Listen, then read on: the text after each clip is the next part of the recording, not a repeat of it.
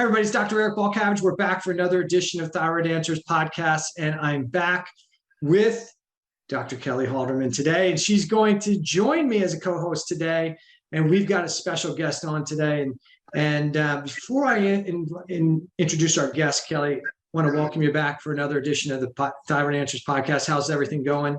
Oh, everything is going so well, Eric. And when the call came in that you were interviewing the guests who are going to introduce here, Dr. G, I was like, oh, heck yeah, clear that schedule. I'm on. So always happy to be here, but really happy to be here right now. So thank you so much. Kids with broken arms, dad's got to do it. Any injuries, cuts, wounds. Whatever.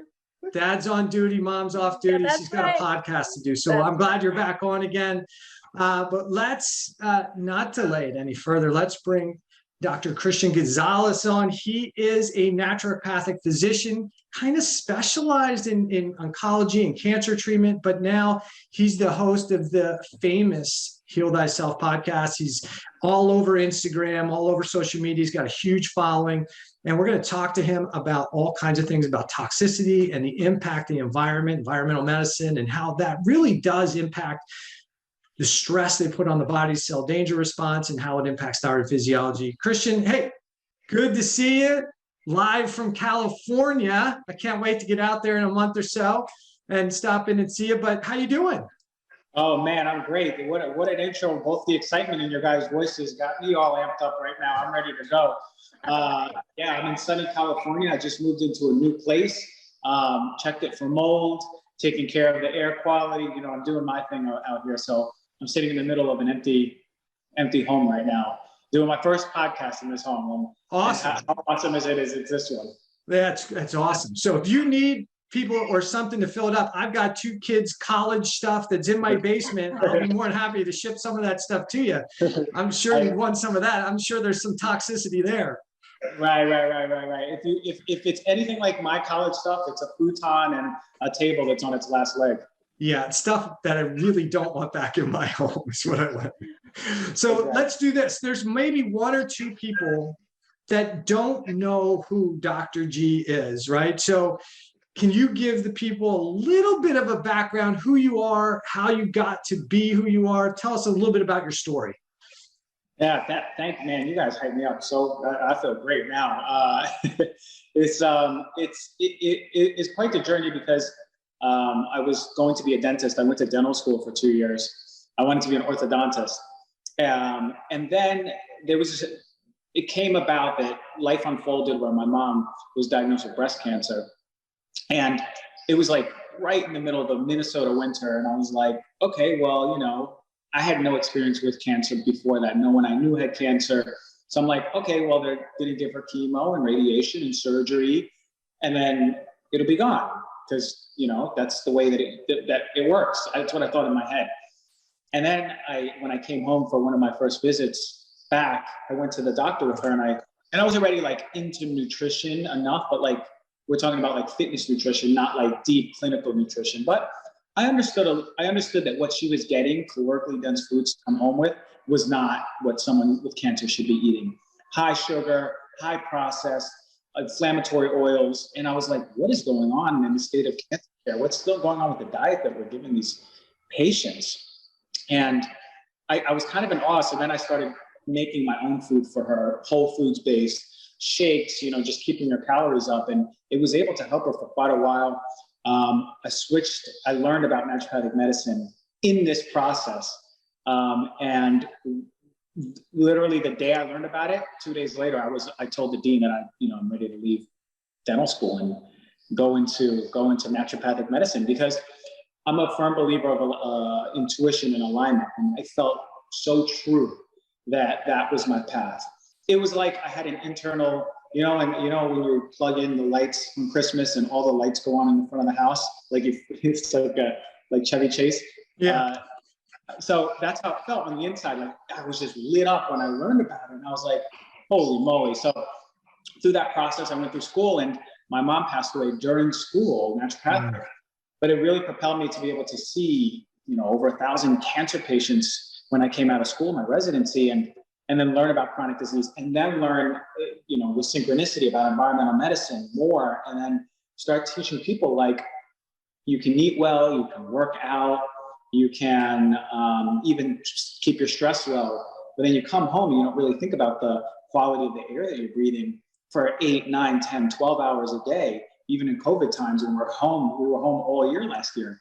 No one thinks about this stuff. The cleaning supplies, if you have someone cleaning your house, what are they using? So these tidbits and the things that go on our skin and our mouth, these tidbits, there's little chips that we can take off that really start helping us so much. And I know that you're an expert in thyroid, and the thyroid is so vulnerable to these environmental toxins. And I don't know why people aren't pushing all of these things. So I wanted to do that. And then it sort of evolved into also the mind-body aspect of it.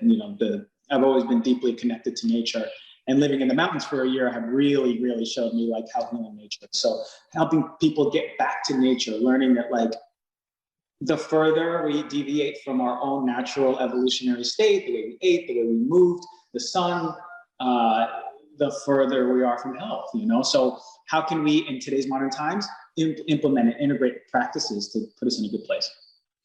Yeah. So, and now you're spending a lot of your time just trying to educate the masses versus trying to do it one-on-one. You're trying to educate the masses through Heal Thyself and a lot of your social media outlets and sources. So I think it's a huge resource for a lot of people. And if the listeners to this podcast haven't heard the podcast, you should go to the podcast and listen to his podcast, and you'll learn a ton of information.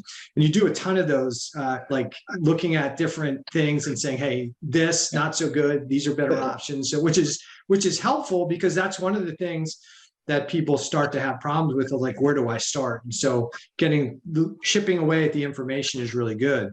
I think one of the things you said, though, is I think it's probably worth having a little bit better discussion on, is that, you would think that in a hospital setting, right, for people with chronic illness, we would want to feed them the best, right? And your time, I know you did a residency type thing in Philadelphia, by the way.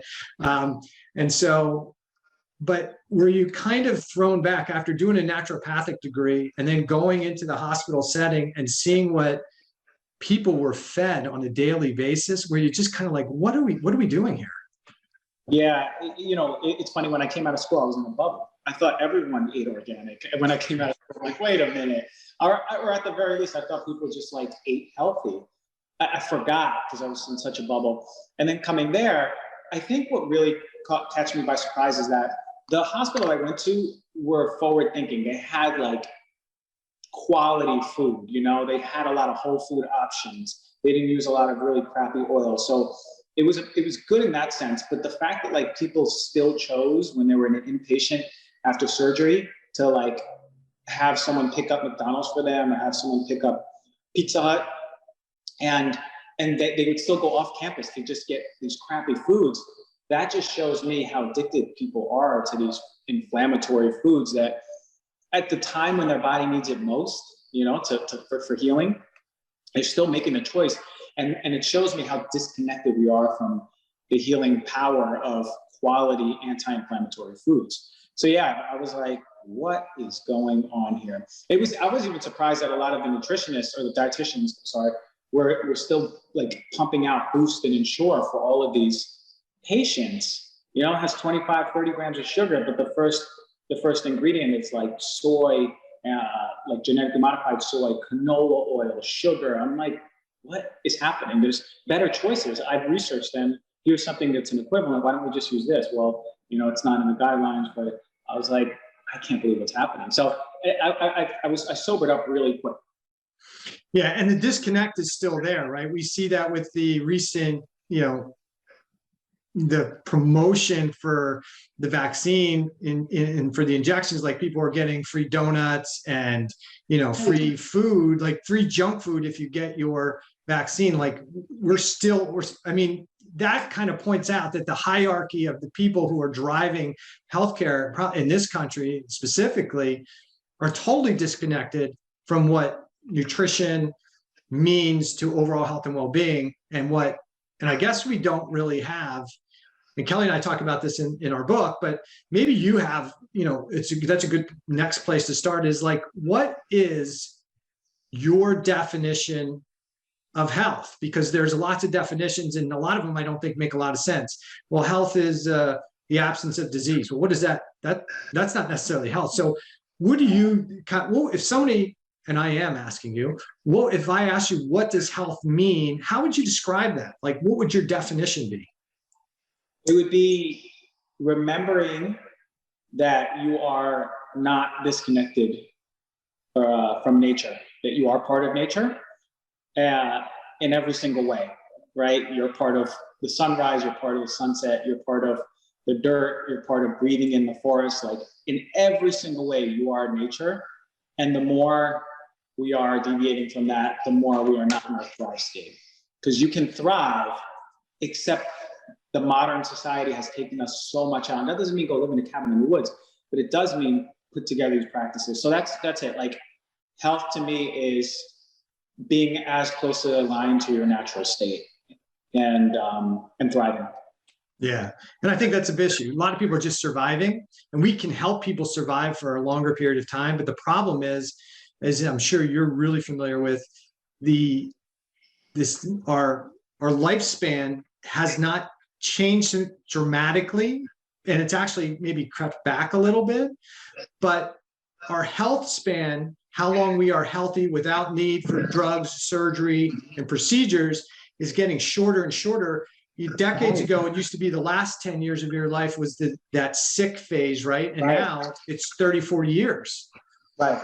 And there's a problem, right? There's a problem in the formula that's out there. The paradigm is not health span focused. And I always admire when I see like an 80-year-old man, and I'm like, that guy's ripped. He's running and he's jogging around my neighborhood. And I'm like, that's health span, right? Because I guarantee that he's eating healthy, he's moving, he's in nature, he has good community, good connection. Like you can see it in people's like how alive, right? They're vital, they're thriving, regardless of age. You can always tell who's really in alignment and tuned in. I think that comes down to is the jargon that we use in this day and age of common versus normal. Oh, it's normal for me to have 5 diagnoses and, be on these medications and have, my arthritis in my leg when I'm 50, 55, 60. That's not normal, people. That's just common. And you know how I tell my patients, I say, the difference between normal and common, how does it feel to have those diagnoses? How does it feel to be in a body that's in pain? Does that feel normal? And they're like, no, it doesn't feel normal. I'm like, because it's common. It's common. So I think that's a really important thing to point out to people, because they're like, well, my neighbor can't, get out and walk. And it's like, stop that, get back and get connected. And I think that's a really good point. Yeah, it's a great point, Kelly. So on the Thyroid Answers podcast, we're always talking about that the thyroid gland, from my perspective, and Kelly and I talk about this in the book, is that for many people, they think that their thyroid gland is broken, right? That it doesn't work, that the immune system just totally lost control. It's out of control, doesn't know what it's doing, and that, you're doomed.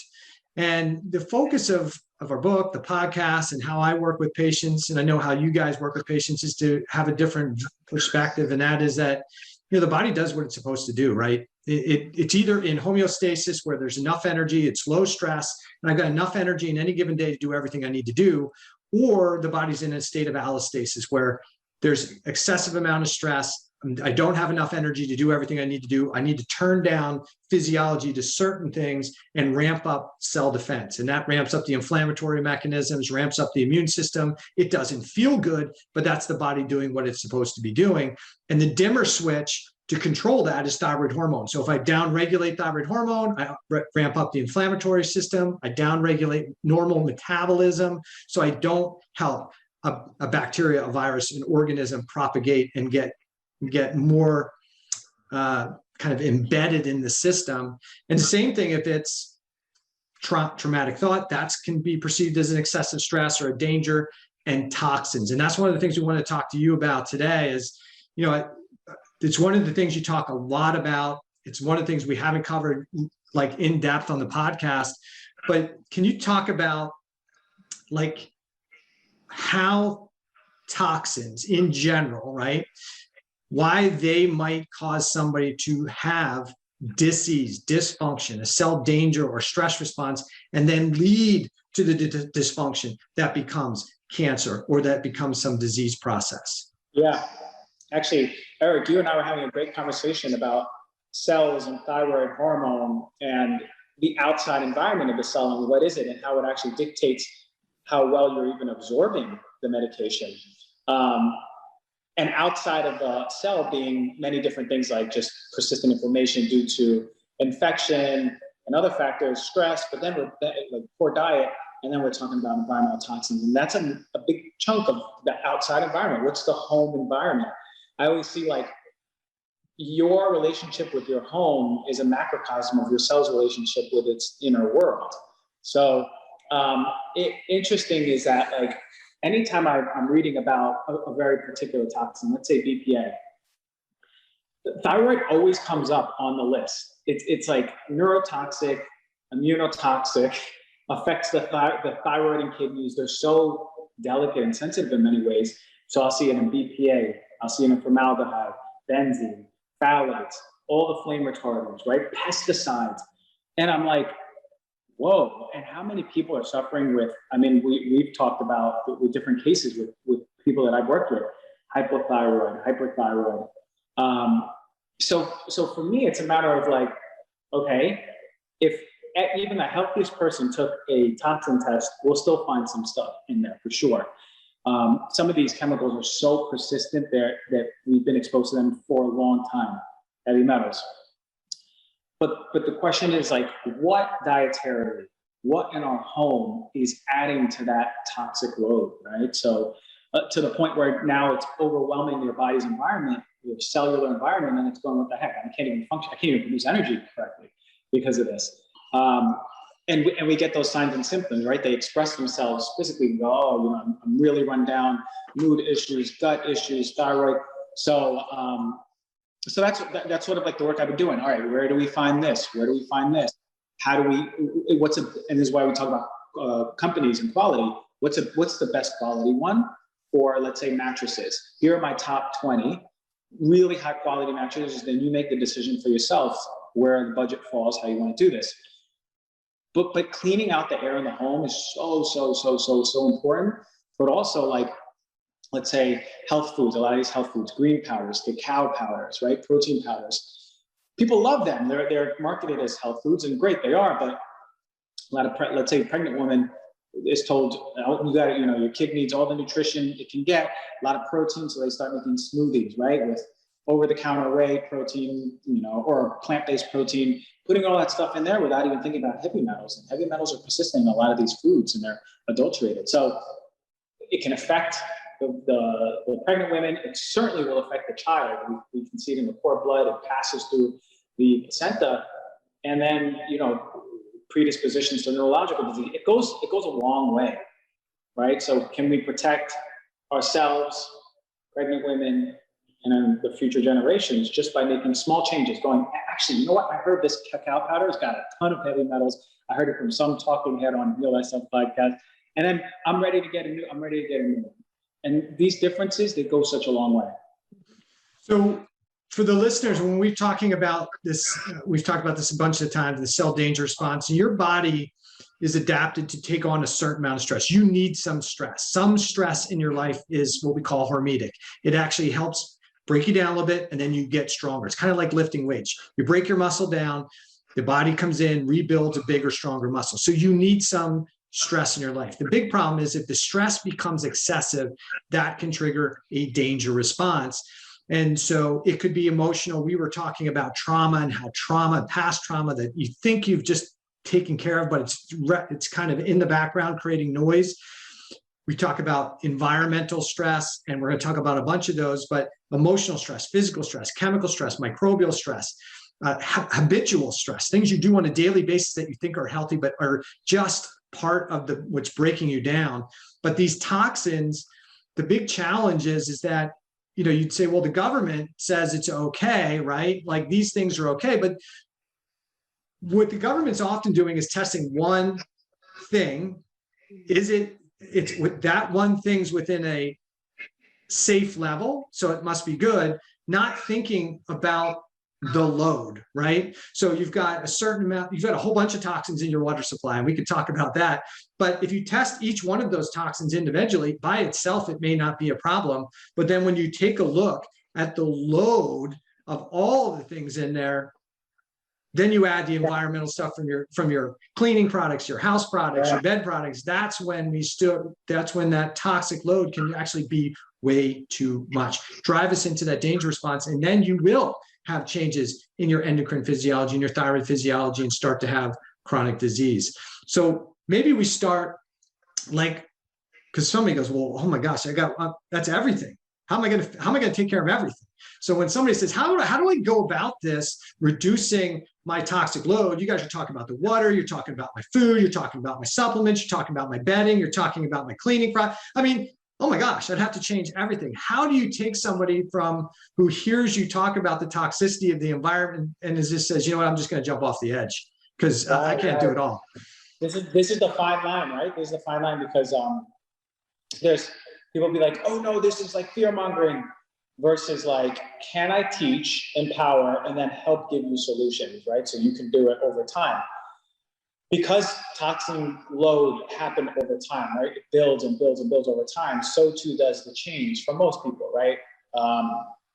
But some things I bring out, just because it's in the environment and seemingly approved, there's so many loopholes in how chemicals come into our environment. The cosmetics industry, for the most part, is self-regulated. So they deem a chemical that they're going to release as safe, and it's innocent until proven guilty, right? And then they check on it. So just about 12 to 15 chemicals were truly tested and approved by the EPA. Oh, the other thousands are just floating around waiting till we see that it's guilty. The problem is that all of the tests are pretty much in a vacuum, right? When you look at formaldehyde, we know formaldehyde in a vacuum, just by itself, at this level, is going to start causing diseases or some symptoms in the body. And like you mentioned, if you walk into a plane and you're breathing in flame retardants, you're going to breathe in formaldehyde, but you're going to breathe in that with benzene and toluene and other phthalates, right? You're breathing this stuff in. So they always work together in an entourage effect, which is you can't test for that, right? We can't test. It changes all around. You don't know how this reacts. A reacts with B, reacts with C, reacts with F. How do they all react, and does it make it stronger? The other thing that we don't see, and I'll get to making some changes. The other thing we don't see is that something like BPA, where the EPA says, okay, it's safe at this level. Above it, we start seeing things happen in the body. And then you would expect that it just rises up from a low to a high point. And then what you'll see is again, at a low level, there'll be another jump, another peak, and that's the non-monotonic dose response, meaning that at levels lower than EPA deeming safe, for BPA, we see endocrine disruption below safe levels, right? No one's really talking about that either. So there's an importance, I want people to understand who are listening or viewing, is that there's not really anyone taking care of the chemicals in your life, and they are implicated in many diseases. Now, for your home, I think first and foremost, starting with an air purifier, right? Where you spend your most amount of time, let's say you have an office at home, you're there 8 hours, after that, bring it to your room. But having that on is going to help clean up the air. Now, it's not going to clean up what the source is, right? You have to pay attention, look around. Is it a mold issue? Do I have water damage in my house? Because mold is major. About they say 46 to 50% of homes have mold. It's more like 80% of homes have some sort of water damage. That can affect every system in the body. And I always tell people, if you can't find out what's going on in your body, like doctors are like, we don't know. Then just investigate mold. So looking for water damage in the home is the other thing. So air purifier, water damage in the home, and then start thinking about where you spend most of your time, right? I'm a big proponent having a good quality bed because we spend so much time there, right? And for the life of the bed, even if you remove it and it smells really chemically and you leave it outside for like 2 days or a day, and then you bring it back in, for the life of the bed, it's still breaking down those chemicals. You're still breathing them in, right, with your face there. So I always say the bed, even though, fiscally it's not the best, some people can't afford a new bed, start saving up for one, right? I have no affiliation. Brentwood Homes has like $500, $800 beds, and they're great, and they're non-toxic. And then cleaning stuff. Think about cleaning stuff, right? Clorox bleach that we used to use, Tide, Fabuloso, that's all stuff that my mom used to use in the home, and I was breathing that in.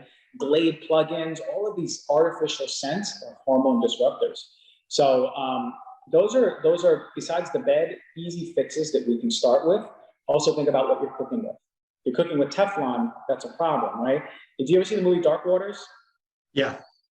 Yeah, so what a great movie, but it highlights not only how corrupt these companies can be, but how Teflon can affect us. So if you're cooking with non-stick, most likely it's Teflon. Look for maybe stainless steel, cast iron, high quality ceramic, and that's already massive changes you've done for your air in your home and then what you're exposed to. Dr. G, what do you test the home for mold? What do you use to test? So you can visually look around first, sure, right? Look for like discoloration in the wall, buckling of wood, and anything that looks like behind that, there might be something going on. And then you can do an ERMI test, which is you can order it online actually, and it will tell you, not the species or the source, of course, but it'll tell you, oh, no, it might tell you species actually, you have a lot of mold in your house. And you need a real professional to come. That's the difference between landlord calling someone and then taking an air sample versus you calling a professional who's coming in with a water meter, moisture meter, checking all over your house, looking under your sinks. Difference is one guy spends 20 minutes, 30 minutes, the other spends 3 hours in your home looking at every nook and cranny. That's the type of people you need to check for mold. But I think mold is massive, way underreported and implicated in so many issues for people. Are you familiar with the immunolytics plates that are placed in rooms? Oh, actually, I think I know exactly. Is it like a little it's a like petri dish? Yeah. Okay. I remember those. I haven't ever used them. Okay. Have you used them? Yeah, I have used them, and when I moved from Minnesota to Florida, before we bought the house, I'm like, I'm putting plates in this whole entire house because my house is not going down, right? So I actually put one in an area where there was an air conditioner up in the upstairs, and that's the only plate that lit up. And I said, you have to remediate this. So I honestly don't know if immunolytics is the correct name, but we'll somehow link it in the show notes or something to that. But I found it's a cheap way. And I feel like it's a reliable way from my standpoint, what I've known. But if anybody has comments on it. Just to check on your home. It's so important. We were doing this show, and we had one of the mold inspectors come as part of like the experiential part where we could look around, and he showed us what to look for.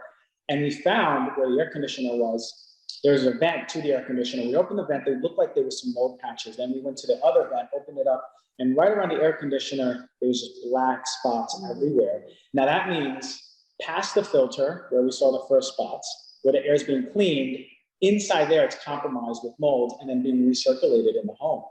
And 25% of us don't have the proper detox mechanisms for mold. We have that genetic abnormality, and then what? Family of four, you have the daughter complaining about symptoms, and no one thinks at home because no one else it has an issue. So I actually think it's way underreported and a big issue for a lot of us. One more trick I learned from Dr. Andy Heyman, who works with Dr. Shoemaker, some of the mold experts that we have, is the visual contrast test, the VCS test that some doctors will use, is that if you're take the test and you're negative, and there's column 5, if you go into like someone's apartment shopping or home shopping, that they go in, they spend at least 30 minutes in the home, and then they go back and take the test 24 hours later. And if there's mold, the 5th column will light up. not perfect test, not, you know, I mean, like, I'm not saying that it doesn't have mold. The sensitivity and specificity has not been worked out, but at least it's like a $10 assessment where if something, you know, it's worth it to try. You can do it online. Totally. It's an online test. You can do it online, and it is worth it. I failed miserably when I was sick with mold 3 years ago. I failed miserably. I was like, holy moly, like, what is happening? And it was the only health issue that I experienced, and my health in 3 months went down the hill. It took 8 months to recover. So some people are going to listen to this piece and they're going to talk. We're talking about mold and the impact of it, and they're probably thinking, you know, how big a deal could be. You know, we've been living for mold in moldy environments for years. Why all of a sudden does it seem like mold? You hear it talked about quite a bit in the functional medicine perspective. I think a little bit significantly less in the allopathic perspective. But why is it a bigger issue now? What would you guys think is the reason for mold and mold toxicity to be a bigger issue now than maybe anybody ever realized before? I think that that's two parts. When you think about the cup being filled up with things in your life, right? Like toxins that you're exposed to, stress. I'm not saying people are more stressed, or they may be, right? I'm not saying people are eating worse. They might be eating better. When I moved to California, everyone eats pretty well.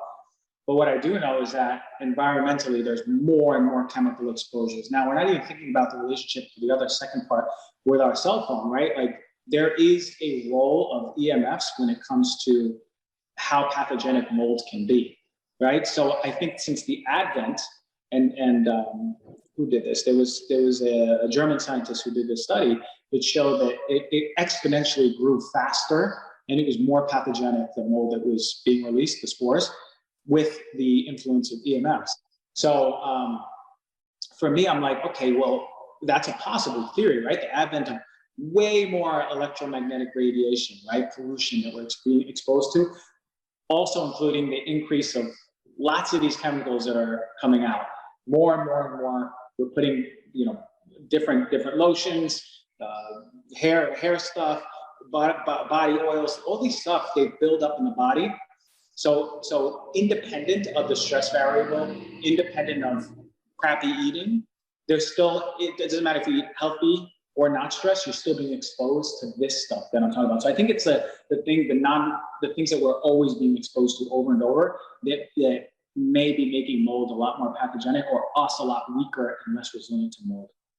Yeah, I think we talked about briefly about a genetic component to it. Maybe Kelly's really into the genetic piece of it, so we can even have her kind of jump in there. But I think for the listener, a lot of this comes down to the load. Like, you have detoxification systems in the body. I mean, your body is designed to be able to take on some toxic load, some toxic burden, and clear it through the system. The problem is that's in a healthy homeostatic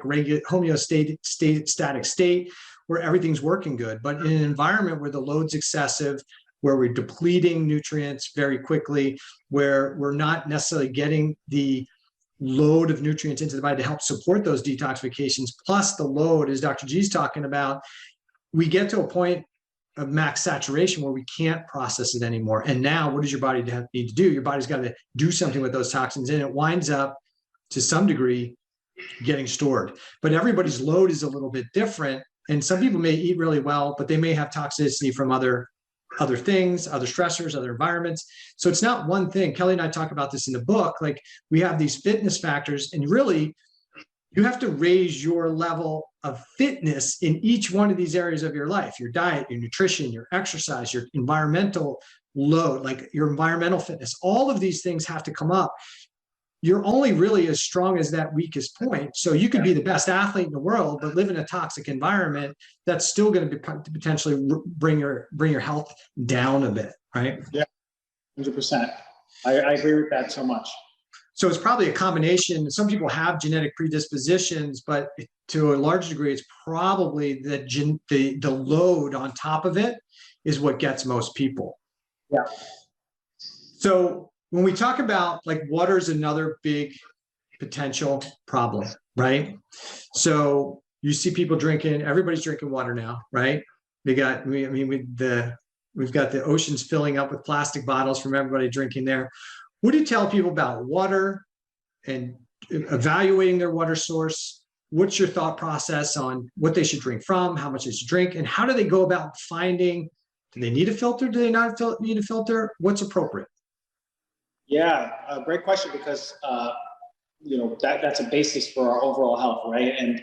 And I remember in college I was getting 30 packs of like Deer Park and Poland Spring, and I was just crushing them and putting the garbage in. And I never thought about like if the plastic was affecting me, if it was leaching anything, even if I had it in my garage, or even if I had like a pack in my car overnight, I'm like, oh, I forgot my water. But the fact of the matter is that it doesn't necessarily just need temperature changes to leach. Over time, they'll find an increase of various different chemicals in the water.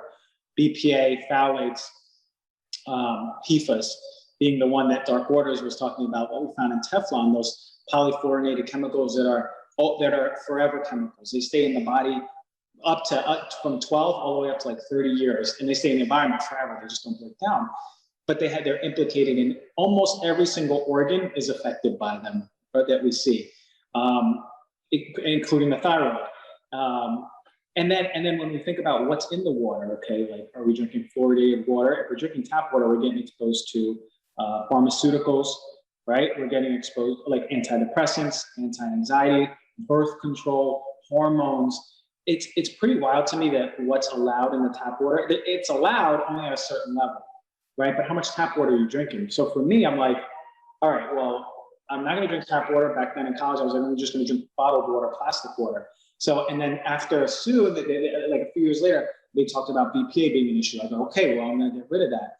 And then they were like, okay, well, BPA free came out. Well, that doesn't really mean anything. It's just the analogs that they use to replace it are just as crappy, sometimes even worse. Say that again, because nobody understands that, right? Oh, this is BPA free. It's like step into 2021 here, people, right? Listen to that, absolutely. What he just said. Okay, that was just worth the whole podcast right there.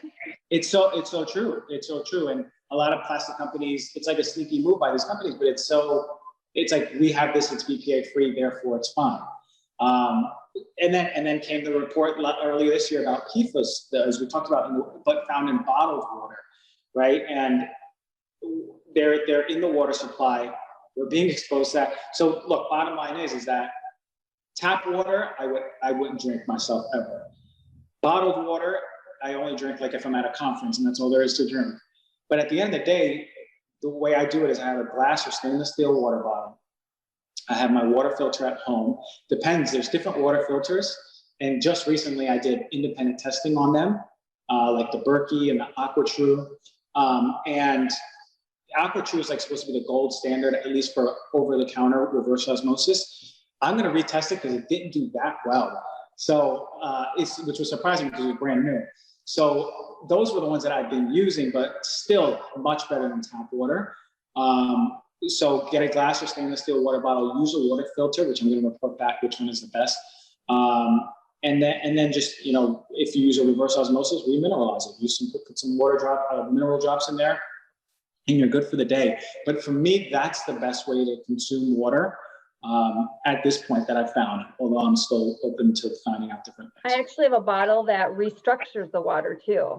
So okay, so that's the last step. Yeah, I was thinking about. Are you going to say that? This is from Dr. Tom Cowan, C-O-W-A-N. It's so I take my reverse osmosis, remineralize it, and then I structure it. And my kids are like completely like, Mom has lost her mind, but so Mom wants to not get cancer. Yeah, exactly. My friend is big on water quality, and that's exactly what she does. She does reverse osmosis. She doesn't have a water bottle. She has a gold vortex machine. Or it's not even a machine, it's just a little design, and you pour it, and it vortexes it. The best is you need to filter your water first. Start with that. And if you really want to up level like you, then we can definitely start vortexing the water, which is really cool in itself. And I get the whole structure behind it. It's really awesome when you think about it. So the average person's going and saying, well, I filter my water. I got a filter on my refrigerator. I got a Brita. How do you know, how am I supposed to know what that it is or isn't filtering what's in my water? What are you going to give as a guideline for somebody to say, hey, here's how you figure out what's in your water, and here's maybe the best system, or you just default to, listen, this is the best system. These are the two best systems. Yeah, it's a good question, because not all filters are created equal, right? And the high quality, like let's use the AquaTrue, for example. They have a 3-step filtration system. That's getting rid of everything. You're having pure, clean water, at least what they mark as. Still, we did the test and we'll go back on it. But or like a Berkeley water that uses charcoal. It does not reverse osmosis. It uses charcoal. It takes out fluoride too.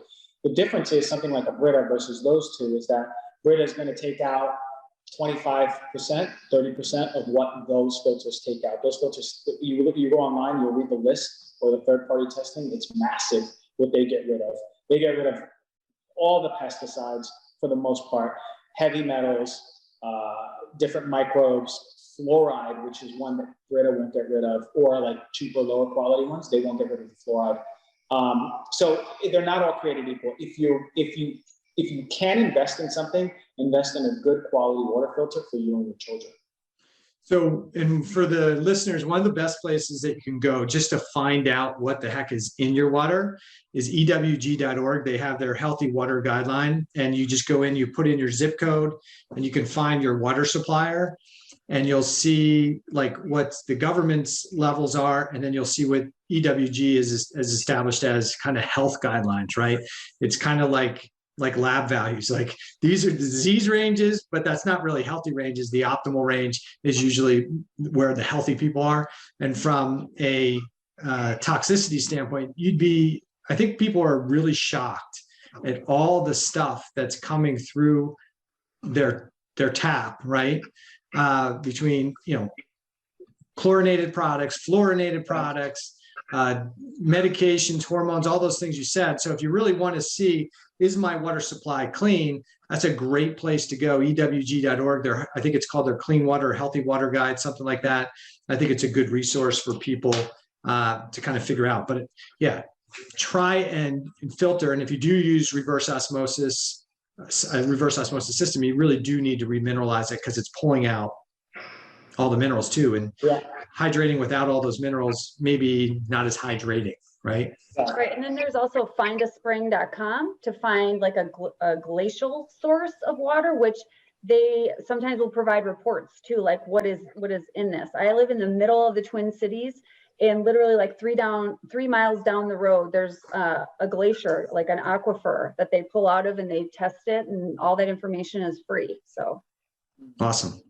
All right, so let's talk skincare and beauty products, because this is not a big issue for me, as you can tell. I don't spend a lot of time on my beauty products, but it is an issue. For some degree, men, but I think women have a tendency to put more of this stuff on their body.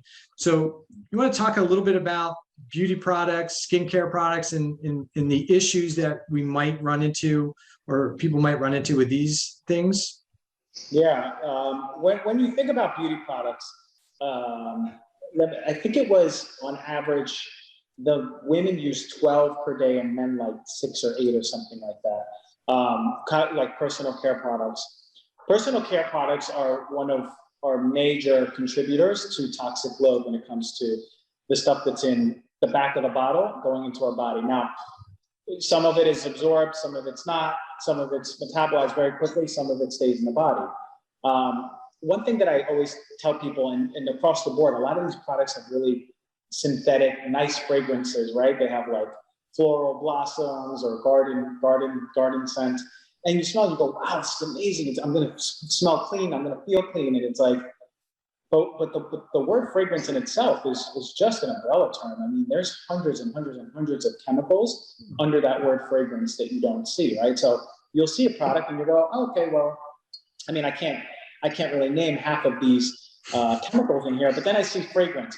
But if they opened the word fragrance into what it was, you have to open up like a pamphlet of all the other chemicals that are in there, which is wild, because then you're putting it on your face, you're putting it on your legs, all over, under your arms, in your hair. And for the sake of beauty, right? For a company saying you'll look younger if you use this, or more beautiful. And for me, it's like, that's a spectrum, everything's a spectrum. All those conventional ones that I used to use in college, right? Old Spice, Herbal Essence, the Nivea lotions, like this is stuff that I was using all day, Dove soap, and then cologne. We can change that for a higher quality. And you guys just mentioned Environmental Working Group. They have a Skin Deep database. You can go on the Skin Deep database, cross-reference what's in your shower or in your beauty cabinet, and then see just what letter grade it gets and why and how it affects your body. And also there's EWG verified products that are much cleaner and gentle to the system, which is an awesome way. I mean, if you want to make a quick impact, throw away half your beauty products, throw away all your beauty products, and then start implementing better quality ones, and it's much better. And to be honest, I found one of the best things for, I mean, we think about beauty, we think about collagen, right? We want to get rid of wrinkles, we want to stay young. One of the best things I found for that is just a red light, red light therapy. For 30 days, it was noticeable just how like plump and youthful and tight my face looked. And that, I'm 38 years old, and this is like, I stay true. I would rather do that versus taking like collagen peptides every day, not knowing if I'm absorbing them or my body's utilizing them. So I use that, and I'll take a lot of vitamin C rich foods, glycine rich foods, lysine rich foods, amino acids. I think for me, that's a much better key than even the products you're putting on the face. Yeah, and I think we've kind of grown up in this environment that we associate clean and tidy with chemical smells versus what being clean really smells like is not much, right? Hey. Right. And so, if you're always essentially what you're doing is you're loading a bunch of toxins onto the body and into the body to get this artificially kind of artificial scent that we now call clean, right? Yeah, when your laundry smells like all these things we associate with clean. What should a clean piece of clothing smell like? Probably nothing, right? Right. That's such a good point. I just moved into this new place and I went into the washer dryer room, and there was like all of these dryer sheets that smelled like, I was like, what is this smell? And I saw the dryer sheets, I threw them away. Then I'm in the kitchen later and I opened the garbage and it had this scented bag, like the Febreze scented bags. And I couldn't figure out where the smell was coming from. And I was like, this doesn't make me feel good, right? Like I felt like kind of like a headache coming on already. And I saw the bag and I was like, oh my God, it's the bag. Because I've been so far removed from that. For me, like you said, if my bed sheets smell like neutral, then I'm great. You know what I mean? Then I'm happy. Right. But the chemically smell is something that I can't even be around cologne or perfume without feeling like my chest, like, and this is what I always tell people. They're like, well, what do you mean? That doesn't happen to me. Maybe you're just super sensitive. Well, maybe, but also there was a time where I was wearing it all the time and I was adapted to it. But just because your body adapts to it doesn't mean that it's healthy for you, right? At some point, the adaptation, manifests as a condition that comes down. So I always remind people like that. It's just because you're okay now does not mean that the adaptation's not going to change. Yeah, I mean, we do that with alcohol. Like if the person who's drinking every day, they're like, I don't feel bad. Well, it's because you don't know the difference, right? When you're not, there's the difference, and then you drink some alcohol and you're like, whoa, crap, man, this makes me, I don't feel so good, right? But the person who's drunk every day, it's like, I drink every day, it's not a problem, right? Right. Kelly, do you want to say something? Yeah, I was going to ask, Dr. G, have you investigated, speaking of washer dryers, investigated the ozone attachment that you can use for your washer so that you don't have to use soap and hot water? And so you just literally mount it on the wall behind the washer. It runs the cold water, ozonates it, runs it through your clothes, and then your clothes are ozonated and cleaned with ozone. And then you don't use any detergent, and then you put them in the washer. And this is the test, you guys. This is how I knew this. I needed this I need all these things my husband says, I need all the, right? Is that if you have towels and you wash them and you go back and smell them, you know, you've washed them, you hadn't used them, and you go back and smell them a week later and they smell musty at all, Right. you got problems, right? That means that there's mold growing in there. So now that I'm using this ozone machine, it was like $200 maybe, and ozonating everything, all the clothes smell nothing. They smell like nothing at all. It's great. So I'm just wondering if you had investigated that. I've heard of it. I just never, I remember the company reached out. I just didn't look into it enough. I completely forgot about it. It was like a year ago. But I love that concept, right? I love the concept because I'm pretty sure when you get, there's a mold infestation in your house, and I say infestation because it's everywhere. The professional cleaning services, I'm pretty sure, use an ozone-based something for your clothes, because you can't just throw them in the wash. But it's interesting that you tell me about like the towels, even they still smell fresh after a week. I'm really like, I'm going to consider that. And if you don't mind telling me the company name after, I can look into it more. Sure, no problem. Yeah, I think there's a new, Kelly, I think I just put this up on our system at home, an ozone system right into the air exchange system. So as the air moves through, everything's getting ozonated as it's going through there. So those systems, they're expensive, but I think it was maybe $600-800 for a system that hooks into your house. So every time your air is moving through, that air is constantly getting treated with ozone. But getting back to the washing machine, I think one of the big places where you're going to find a ton of mold is in your washing machine. I mean, the side front facing ones, I know we had one of those because we thought, front facing is better, right? And man, that thing stunk. We had to get rid of it because it was just, and we'd wash that thing out, we'd vinegar that thing, we would try and keep the door open, but it's just a mold magnet. Yeah, it is a mold magnet. It's those front facing washers. I would always tell, like when I had the cleaning lady come, she would every week she would like come in and clean that area, the rubber gasket, because it builds up. And actually what I would do is like after the washer is used, I'd leave it open for a little so it can air dry as best as possible. There's some companies that have like mold sprays that you can spray. I don't know how those work, but how well they work. But at the end of the day, it's like those washers are not the best, especially and even some of the top loaders, I think you have the chance to get that. You can. I think the ozone idea is a good idea. I think even doing something like vinegar in the washing machine will help keep the mold level down and keep some of that buildup out. It doesn't impact the clothes. You just put it in. I think I'm not a big washer, but I know we could put it into one of those things that you pour bleach in. Instead of bleach, we put it in the vinegar to try and make sure that we're doing something to kind of at least treat the whole unit to kind of keep that down. Right.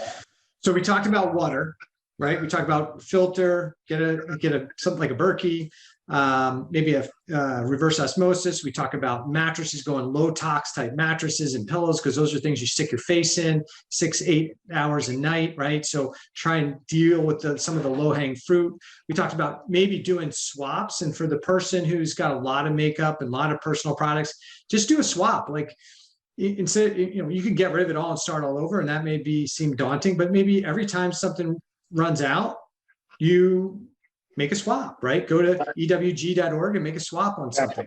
The last thing we probably need to kind of touch base on, talk about, is like the cleaning products. Like, what do you find? And we know that a lot of the typical things we use from a cleaning perspective are pretty toxic. What's your guidance there from a cleaning perspective? What do you tell people is probably some of the better things to use, or how do you direct them in that situation? Yeah, I think cleaning products are a big part of reducing the air quality at home. And that's the reason why a lot of the time, most cases, when the air in the home is going to be 10 to 100 times more toxic than the air outside, more polluted. And we don't think about that, right? Especially even living like in New York or Los Angeles, you go, oh, well, I'm in the city, and the air quality is really polluted. No. And I think a big part of it is that the cleaning supplies that we're using over and over. So Clorox for sure. Not only, interesting about Clorox, it doesn't only exacerbate asthma. It can be the reason why asthma is manifesting body. It's an asthmagen. So it can be the cause of asthma, and people don't think about that.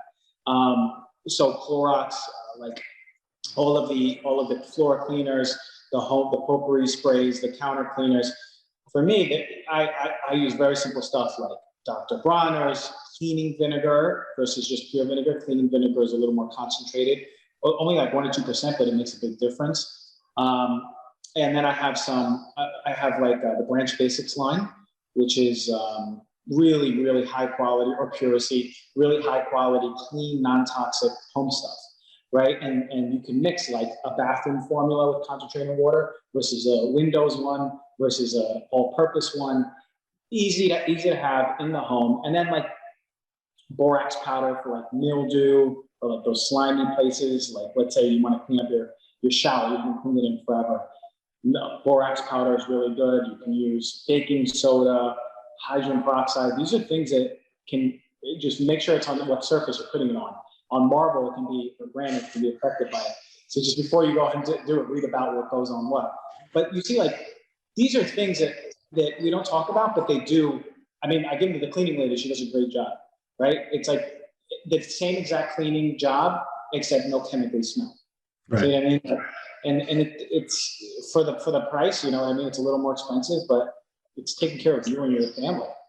Yeah, it's a little bit more expensive initially out of pocket, but if you're protecting your health and your well-being, it's less expensive when it comes to healthcare. But we just redid a bathroom not too long ago, and I'm out with my wife, and we got a natural cleaning product, and came home and sprayed it on the brand new vanity top, and then it pitted like that top. So then my wife's like, whoa, what happened here?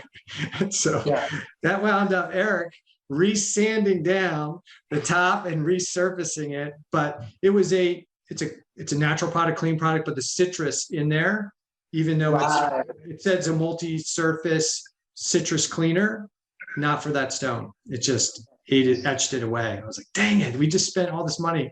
And I came in and I ruined the vanity. I thought I was going to have to buy a whole new vanity. I was like, oh my gosh.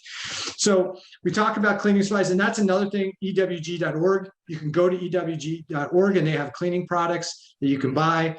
And there's a number of really good natural cleaning product companies that, and the other thing to do is, cut down on all the plastic waste that we're getting as much as possible. So that helps the environment as well.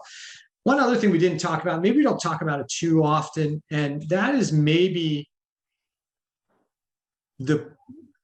our food source, right? And I think the big thing, I'm not sure how much you've talked about this, is how we really need to educate the population on sustainable farming and regenerative farming, because we've got these companies doing just mass monocropping, and we're subsidizing it, and it's killing us. We talk about global warming, and we're blaming almost everything except the thing that's probably having the biggest impact, and that is how we farm and how we raise our livestock.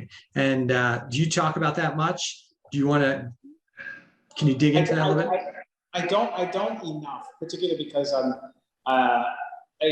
not a mediator myself, although I should probably jump into more the farming aspect, but it's part of my learning, right? Like, I want to go to a regenerative farm. I want to be there for like a month, learn about what's going on. I heard there was a really good documentary out on Hulu. I'm going to get the name for you that my friend just saw about this. It was very educational. So I think in my work right now, it hasn't been my focus, but it's definitely something that I'm going to be learning. And for the listeners, from a regenerative farming standpoint, essentially what they're doing is they're not using all the pesticides and all those things that contaminate and destroy the soil. And what we see, and especially what's happened in the Midwest and these areas where they're doing all this monocropping, they keep tilling the soil, pulling the soil up, extracting nutrients, spraying stuff on there, trying to force the plants to grow in this soil that's no longer soil, it's dirt. we're loaded with organisms, and it's really important for our health and well-being. The soil, real soil, is loaded with microorganisms, and it is the balance of the microorganisms that have with the plants that grow healthy, nutrient-dense plants. When you're constantly tilling up the soil, you're killing the microbes. The soil turns to dirt, which has no life to it. Now there's no minerals in it. Now there's no bacteria in it, and you can't extract stuff. And so to make things grow, people will have to spray all kinds of toxins onto that soil to get good plants, to get plants to grow, but they're nutrient devoid. Right, exactly. And I think this documentary, I can't remember it. I think Woody Harrelson was the voice of it, I think, or did it, but I can't remember what the documentary name was. But I think they just recent Netflix or someplace like that. I think there's a documentary that's really good.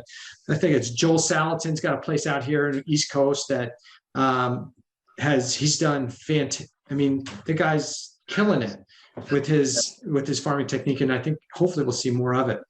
So last thing I want to touch base on is the emotional piece of, we talk about food, we talk about toxicity, but talk a little bit about what goes on between the 6 inches of between your ears can be maybe a huge toxin for people. Yeah, the fact that we and most people I've met throughout my life are in this cycle of just monkey mind chatter over and over and over about themselves, about their relationship to the world, people. And a lot of it is based on, not being able to be present and not ever being taught to be present. At a young age, we should teach children how to meditate, or we should teach children how to be mindful with everything they do. Because in that state of being present, it's impossible for depression or anxiety to persist, right? Because you're literally focused on one moment. You're not projecting into the future. You're not going back into a past, right? That doesn't exist either anymore. So when you can bring more mindfulness and presence, sure, mentally, spiritually, you're more connected, but the physiological part, like what's happening in biology, that's telling our body that it's safe. And I always tell people, like, your body is always scanning the environment evolutionarily to go, is it safe? Is there food here, or is there a threat? And a lot of us walk through life in a constant state, maybe low level, of some sort of hypervigilant threat. And what's happening is that our body's going, okay, I'm never safe. I'm never safe at home because I'm always thinking about what happened before at work, or I'm never safe in the streets because I had one incident when I was young and now I don't trust people. See what I mean? Like, there's a lot of these mental narratives that we put into ourselves throughout time, with no judgment, that puts us in a state of fear. And that 6 inches between our ears is a lot of this rhetoric of fear, narrative of fear, stories, fear, concept, fear. We're fear-driven and fear-driven society. If you don't believe me, look at the state of the world, right? Like, look what's happening in the Middle East. Look what's happening here. Like, this is fear-driven, and this is just a macro manifestation of what's going on internally for us. So I think a key asset, key pillar of health and healing is being able to come back to yourself and being like, all right, like, I get what all those 50 people were saying. I get what all the gurus were saying. Like, I'm at peace, I'm safe, and when you really feel and you tell your nervous system and your nervous system feels safe, that's your health is next level. Because all of a sudden, like, those gut issues that you had, it was really just your nervous system holding on, right?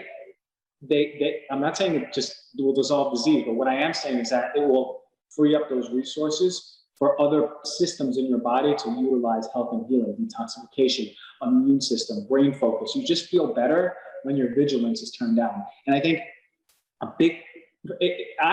think every single person before they come to a doctor should do some sort of trauma release where they're letting go of that crap that happened. There's traumas, as little t traumas, big T traumas from childhood. Release, and then let a professional assess, do you really have food allergies? Are you really intolerant to gluten? Or is it such that your immune system is so hypervigilant because you're taught that the world is not safe? That's sort of where my thinking is now, because I've seen miraculous healing in people who literally just let their body do what it's been trying to do for 10, 20, 30, 50 years. That's the mind-body component that I think is so important and not talked about enough. Yeah, and I don't think many people are meditation's kind of thought of this as a woo-woo thing that, only the weirdos do that, right? But, and then when you try and get people to do it, they're like, well, I can't do it. Like, right. But that's probably why you need to spend some quiet time with yourself and really kind of focus on it. Because if you're sitting, and I think, and you could correct me if I'm wrong, because your skill set from a meditation perspective is probably a little bit greater than mine. But the goal is not to necessarily not think of nothing, right? The goal is to try and get yourself to a point where when you start to realize that you're starting to focus on those little monkey aspects in your brain, that you can get yourself to kind of shut those down, get yourself back to peace and calm. Can you kind of talk about how meditation should be for the person who's like, well, I can't get my mind to shut down? Can you tell them what it should be, what it's really trying to drive to do? Yeah, it's an awareness standpoint, right? Like when you sit, a lot of people can't even sit with themselves, right? Because when they sit with themselves, they have to turn on music. Oh, they have to FaceTime their brother or sister or lover. Oh, they have to start texting. Oh, they have to go on the internet. We're not just comfortable being alone with ourselves. And I think a major part of healing is that. And what something like meditation forces us to do is, for a certain amount of time, we have to be alone with ourselves. And we get to see how our mind's running over and over. And it's not that you just shut it off and expect to shut off, but man, bringing awareness is a major thing, because if you open your eyes and you go, man, I really think a lot about like my time in Minnesota. I really think about my time in medical school. Ooh, I really think about that girlfriend who broke my heart. Much more than you think, because it brings awareness to basically what's in front of you. It basically shows you what your ego is doing. And then once you have awareness, then you get to have the power to go, hey, today, after the month of meditation, I'm not going to run with that thought about the girlfriend who broke my heart. I'm just going to leave it at that. I'm going to be like, oh, that happened. It's an observation, and you leave it. Oh, what about my time in Minnesota? I keep thinking about that for some reason. Well, maybe there's something there. Maybe I need to follow that, but maybe I'll observe it today and just leave it as an observation, not something that's a sponsored thought that I run with. And then you find peace, because all of a sudden, like when you had 50 things going, then it's 25, then it's 10, right? And then when the volume is lowering, you do it, you practice. Why? It's a practice. Your brain, the neuroplasticity is adapting to it. Then in your waking life, you get to be present. Like in a podcast, you get to talk and fully be in it, right? Without worrying, and give someone your full attention and give life your full attention. And that's why I say, like, true living and true nature and true being is like when you can walk down the street and like a kid. When you were a kid, we were looking at the trees, and then a bird passed us, and we all of a sudden stopped and just stared at the bird. And then a chameleon passes, and we stared at the chameleon. Like when we can just forget time, forget worries, forget troubles, and be in that state, I don't think disease can exist in that state, to be honest. At least mental, emotional disruptions like anxiety, depression, I don't think it's possible to be there. So I push people to be like, yeah, let's be in a state of mindfulness. It's blissful. And that's the whole thing behind meditation and just mindfulness day to day. I think it's so important. Yeah, I had a friend who, I'm an outdoorsman, so I can spend a whole day like sitting in the woods, right? And I have a friend who's like, how do you even? Don't you get bored? And I'm like, no. What it does is it really reconnects you when you're sitting out in nature.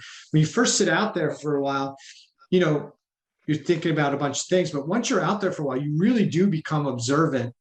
And I was with another person, and after we were out for the day, I'm like, did you see what the squirrels were doing? They're like, I didn't see any squirrels. I said, you didn't see it? And they're like, no, because they were doing their cell phone. They're doing a bunch of other things instead of being out there, right? And I said, I want you to look at the trees, and I want you to see what you see. And he's like, I don't know. I don't see it. I see trees. What's the big deal? But during the day, the squirrels had picked up like seeds, acorns, nuts, or whatever. And all day they had climbed up the tree and jammed those nuts into the Y in every branch, right? So I watched this all day as this went on.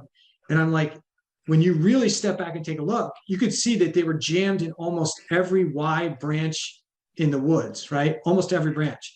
And yet this other person sat in the woods all day, didn't see the squirrels, didn't see that.